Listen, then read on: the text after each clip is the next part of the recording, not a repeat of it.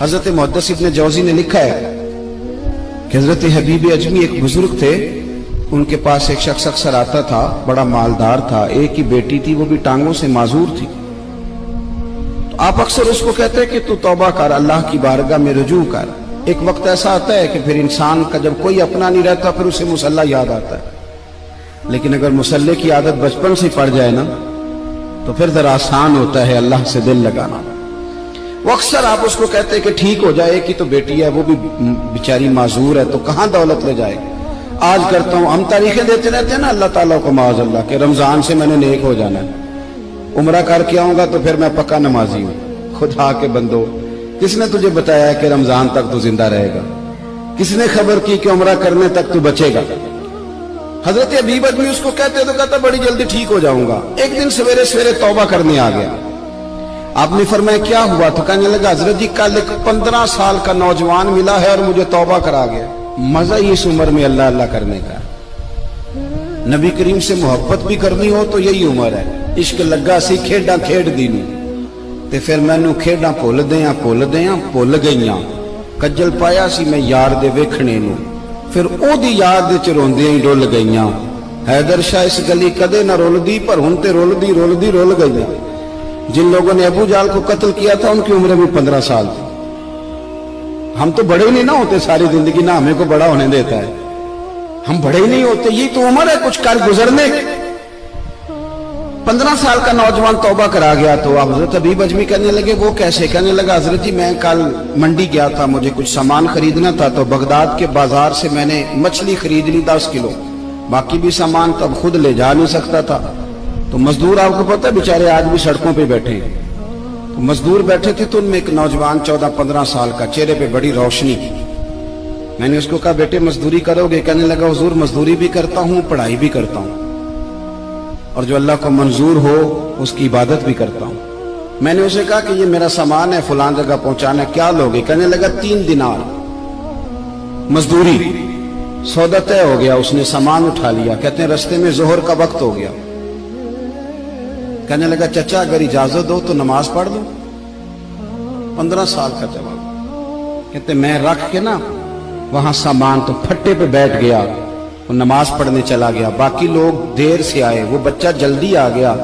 میں نے کہا بیٹے آپ جلدی آ گئے؟ کہنے لگے نفل چھوڑ دیے، اب یہی نہ سمجھ لیں کہ کام چور ہے، میں بعد میں پڑھ لوں گا۔ کہتے ہیں وہ دوپہر کا وقت، رمضان بھی نہیں تھا، میں اس بچے کو نوجوان گھر لے گیا اور میں نے اپنی بیوی سے کہا کہ بڑا نیک ہے، نمازی ہے، اور راستے میں یہ بھی ہوا ہے کہ میں نے اسے ایک دفعہ کہا ہے کہ یہ مجھے تھوڑی دیر کے لیے دے دو، گرمی بڑی ہے، تمہیں پسینہ آ رہا ہے، میں اٹھا لیتا ہوں۔ کہنے لگا نہیں چچا میں رزق حلال کھاتا ہوں، اگر آپ اٹھائیں گے تو میں 3 دینار مزدوری پوری نہیں لوں گا، پھر پیسے کم کروں گا، میں نے طے کیا ہے کہ اٹھاؤں گا۔ تو کہتے ہیں میں نے اپنی بیوی کو بتایا تو بڑی متاثر ہوئی، کہنے لگی دوپہر کا کھانا پک گیا، اسے کو روٹی کھا لے، رمضان بھی نہیں تھا۔ کہتے میں باہر نکلا، اس کو 3 دینار تھمائے، تو میں نے کہا بیٹے ایک بات میری مانو گے؟ کہنے لگا بتائیے۔ میں نے کہا کھانا پکائے کھا لو۔ کہنے لگا میں معافی چاہتا ہوں، میں نے روزہ رکھا ہوا ہے۔ حضور نے حکم دیا، حکم نبی کریم نے حکم دیا، بخاری مسلم کی حدیث ہے، فرمایا نوجوانوں اگر تمہارے پاس طاقت ہے تو نکاح کر لو ورنہ روزے رکھو۔ حکم دیا، یا نکاح اور یا روزے، یہ سرکار کا حکم ہے۔ بھائی نفلی روزہ نفس کی قوتوں کو کچلتا ہے، انسان میں نورانیت اور روحانیت لاتا ہے۔ کہتے وہ کہنے لگا میں نے روزہ رکھا ہے، میں اور متاثر ہو گیا۔ میں نے کہا اب کیا کرو گے؟ کہیں اور جانا ہے؟ کہنے لگا نہیں، میں جس دن 3 دینار کما لیتا ہوں پھر میں مزید لالچ نہیں کرتا، باقی وقت یا قرآن مجید پڑھتا رہتا ہوں یا نبی پاک پہ درود شریف پڑھتا رہتا ہوں۔ آپ بتائیں تو میں نے کہا کہ افطار میرے ساتھ کر لو۔ کہتے ہیں میں اسے مسجد چھوڑ آیا اور خود میں لوٹ آیا۔ افطار کے بعد میں اسے لایا، کھانا کھلایا، عشاء پڑھی، اس کا گھر دور تھا، میں نے ڈرائنگ روم کھول دیا، بیٹھک کھول دی، وہیں وہ سو گیا۔ میری 20 سال کی معذور بچی کبھی چل نہیں سکتی تھی، کوئی طبیب کوئی حکیم میں نے چھوڑا نہیں تھا اس کو دکھایا نہ ہو۔ ایک ہی بیٹی، وہ بھی معذور پیدائشی، اس کے کمرے میں گئے، میاں بیوی اسے کھانا کھلا اور بتایا بیٹے ایک نوجوان ہے، بڑا نیک ہے ہمارے گھر میں، آج بڑا پرہیزگار۔ پتہ ہے حضور نے کیا فرمایا؟ نبی کریم فرماتے ہیں جب نوجوان اٹھ کے تہجد پڑھتا ہے نا، نوجوان تو اللہ فرشتوں کے سامنے اس نوجوان پر فخر فرماتا ہے. اللہ فخر کرتا ہے کہ عمر دیکھو دیکھو یہ میری بارگاہ. اللہ فخر کرتا ہے, اللہ یعنی خدا خود میرے مجلس بود, اللہ فخر کرتا ہے. اب سوچے, تو ہم نے اپنی بیٹی کو بتایا کہ نوجوان اور بڑا نیک ہے,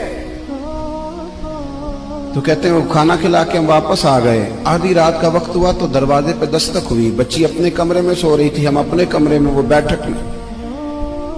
گھبرا کے اٹھے کہ اس وقت کون ہے دروازے پہ؟ تو بیٹی کہنے لگی ابا دروازہ تو کھولنا.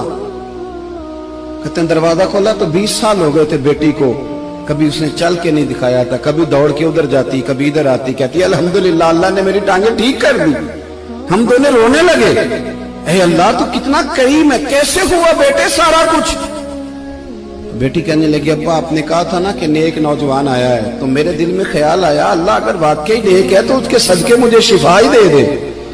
یا ایھا الذین آمنوا اتقوا اللہ وابتغوا الیہ الوسیلہ.